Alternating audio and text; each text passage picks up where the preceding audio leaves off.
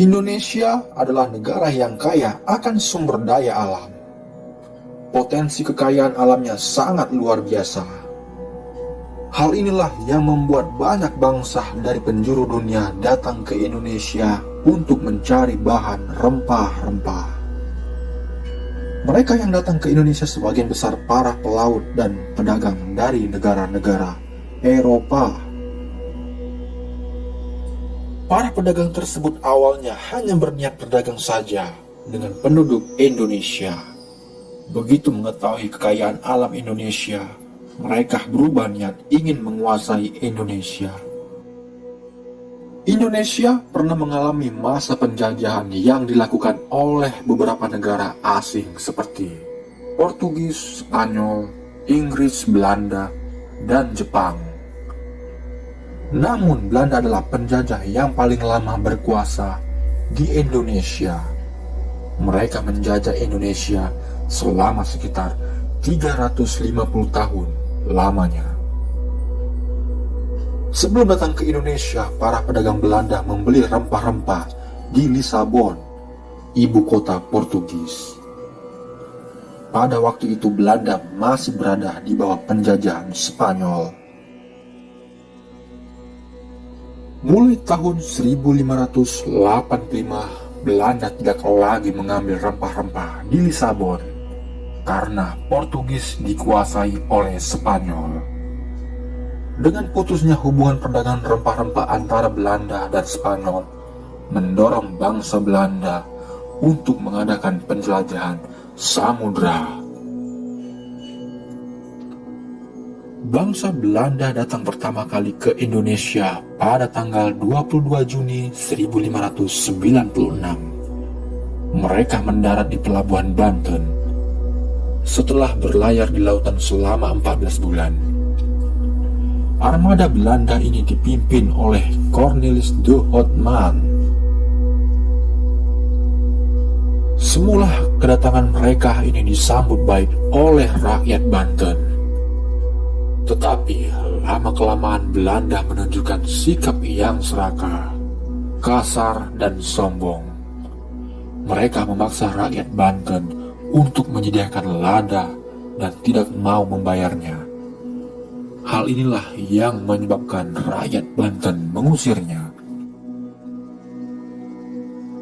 Akhirnya, dengan terpaksa Belanda harus menyingkir dari Banten. Orang-orang Belanda kemudian berlayar ke Bali. Namun, armada Belanda di Bali tidak mendapat sambutan dengan baik. Kesepahaman kurang terjalin. Akhirnya, mereka memutuskan kembali ke Eropa dengan tangan hampa serta menanggung kerugian yang sangat besar. Tahun 1998, untuk kedua kalinya Belanda datang ke Banten. Armada ini dipimpin oleh Jacob van Eyck dan Van Warwicz. Sikap mereka lebih ramah daripada sebelumnya, sehingga kedatangan mereka ini disambut dengan baik. Dan karena sudah bersikap ramah, orang Indonesia mengizinkan mereka berdagang. Orang Belanda semakin banyak yang datang ke Indonesia. Pelayaran bangsa Belanda yang kedua ini berhasil mendapatkan hasil yang sangat memuaskan. Mereka pulang ke negeri Belanda dengan kapal-kapal yang dipenuhi rempah-rempah. Terbukanya jalur perdagangan di Indonesia menyebabkan munculnya persaingan di antara pedagang, baik dengan Belanda sendiri pun maupun dengan pedagang Eropa lainnya. Mereka bersaing untuk membeli rempah-rempah sebanyak-banyaknya dari Indonesia. Pada akhirnya tanggal 20 Maret 1602, Belanda mendirikan Persatuan Dagang atau Kongsi Dagang, yaitu Perkumpulan Dagang Hindia Timur atau yang disingkat VOC. Tujuan utama didirikannya VOC adalah untuk memenangkan persaingan dagang dan mendapat keuntungan yang sebesar-besarnya. Pimpinan VOC disebut Gubernur Jenderal. Gubernur Jenderal VOC yang pertama adalah Peter Booth.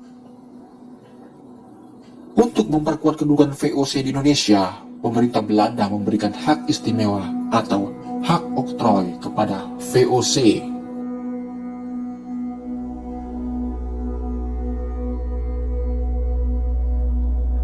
Setelah berhasil mendirikan organisasi VOC, kelompok pedagang Belanda menjadi semakin tertarik untuk menguasai daerah-daerah Nusantara. Di Maluku, VOC melakukan aktivitas pelayaran hongi atau patroli laut untuk mengawasi rakyat Maluku agar tidak menjual rempah-rempah kepada pedagang lain. Dan untuk mempertahankan harga dagang, VOC juga mengancam dan memerintahkan pasukannya untuk melakukan penebangan pohon rempah-rempah milik rakyat jika rakyat melanggar aturan monopoli VOC. Pusat-pusat perdagangan yang berhasil dikuasai VOC adalah Ambon, Jayakarta, dan Banda. Pusat perdagangan Jayakarta direbut Belanda pada masa Gubernur Jenderal Jan Pieterszoon Koen. Ia pun mengganti nama Jayakarta menjadi Batavia. Koen kemudian membangun kota Batavia dengan gaya Belanda. Kantor VOC yang awalnya ada di Ambon dipindahkan ke Batavia. VOC yang melakukan monopoli perdagangan rempah-rempah, artinya rempah-rempah dari rakyat Indonesia hanya boleh dijual kepada VOC dengan harga yang sangat murah. Tindakan ini sangat merugikan rakyat Indonesia. Monopoli perdagangan VOC dilakukan dengan cara kekerasan terhadap penduduk yang berasal dari daerah penghasil rempah-rempah di Indonesia. Selain itu, mereka juga melarang dan mengancam orang-orang bukan Belanda apabila ingin berdagang dengan para penduduk lokal dari daerah penghasil rempah-rempah. Misalnya saja saat para penduduk Banda mencoba menjual biji pala kepada orang Inggris, Belanda bertindak menyerang dan membunuh semua penduduk Banda tersebut. Akhirnya, Belanda memutuskan untuk mengisi daerah Banda dengan budak-budak dan pekerja-pekerja lainnya untuk menghasilkan biji pala. Karena ulah VOC tersebut, mereka harus menghadapi masalah politik dan berperang dengan para pemimpin di daerah Banten dan Mataram. Pada awal abad ke-18, keadaan mulai berubah. Perdagangan rempah-rempah tidak lagi banyak menguntungkan. Indonesia tidak lagi menjadi satu-satunya penghasil cengkeh, lada, dan pala. Setelah hampir 200 tahun berkuasa di Indonesia, VOC mengalami kebangkrutan.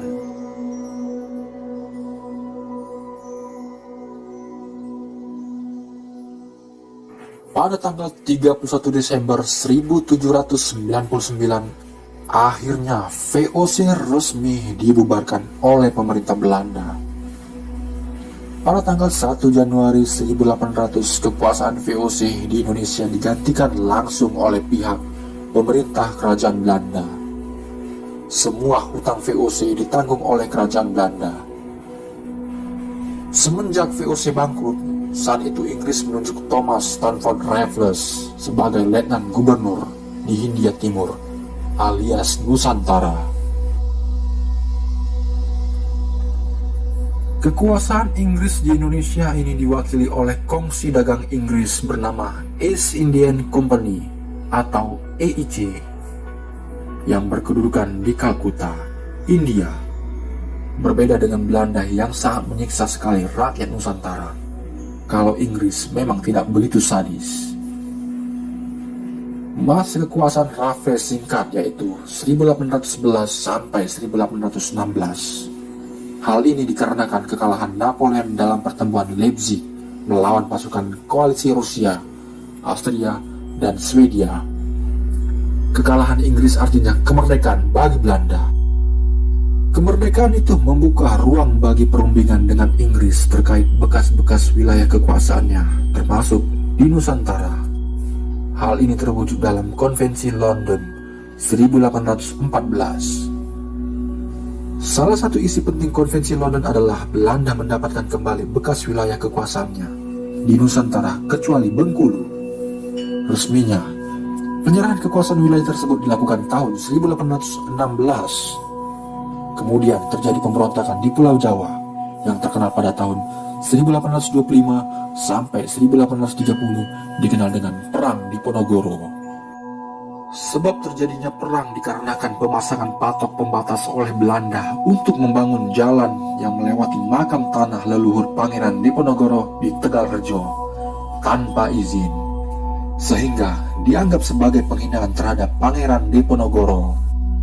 Namun, sayangnya peperangan ini belum menjadikan Indonesia bebas dari penjajahan Belanda, dikarenakan kalah strategi.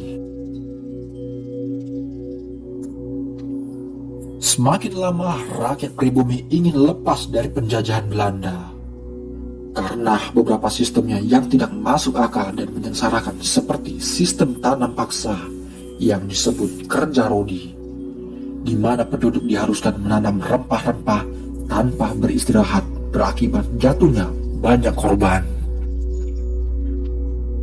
Maka mulai berdirilah gerakan nasionalis pertama di tahun 1905, yaitu Serikat Dagang Islam, yang kemudian disusul oleh Budi Utomo pada tahun 1908. Hal tersebut kemudian memicu terjadinya penindasan oleh pihak Belanda dengan mengasingkan para pelajar dan pemimpin rakyat pribumi.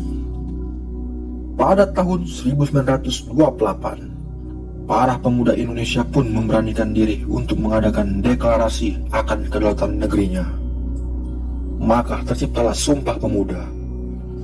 Hal ini menandakan bahwa seluruh rakyat pribumi tidak lagi berjuang sendiri-sendiri, namun bersatu untuk mengusir penjajah. Dengan semangat dan tekad ini membuat persatuan di kalangan anak muda semakin kuat. Tidak heran tidak di seluruh Nusantara menggebu-gebu untuk merebut kemerdekaan dari Belanda. Pada tahun 1940, Belanda mengalami serangan dari berbagai negara oposisinya seperti Jerman dan Jepang. Jepang menyerang pangkalan laut Amerika Serikat pada 7 Desember 1941 di pelabuhan Pearl Harbor. Penyerangan ini bertujuan untuk melumpuhkan kekuatan sekutu seperti negara Amerika Serikat, Inggris, dan Belanda, yang diperkirakan akan menjadi ganjalan bagi ekspansi Jepang di Asia. Serangan tersebut mampu menenggelamkan dan merusak 21 unit kapal armada Amerika Serikat dan menewaskan 2.403 tentara Amerika Serikat. Sementara 1.178 orang mengalami luka-luka. Serangan ini menjadi titik awal terjadinya perang di kawasan Asia Pasifik dan menjadi salah satu sebab khususnya terjadi Perang Dunia Kedua. Lalu, pada tanggal 8 Desember 1941, Kongres Amerika Serikat dan Gubernur Jenderal Hindia Belanda pun mengumumkan pernyataan perang terhadap Jepang. Pada tanggal 11 Januari 1942, tentara Jepang Reichswing Unit dan pasukan Angkatan Laut Curie yang berjumlah 20.000 unit mendarat di pantai timur, wilayah Tarakan, Kalimantan Timur. Kedatangan Jepang disambut gembira rakyat Indonesia pada masa itu, yang bertujuan untuk mengusir Belanda yang berkuasa kala itu. Terjadilah pertempuran.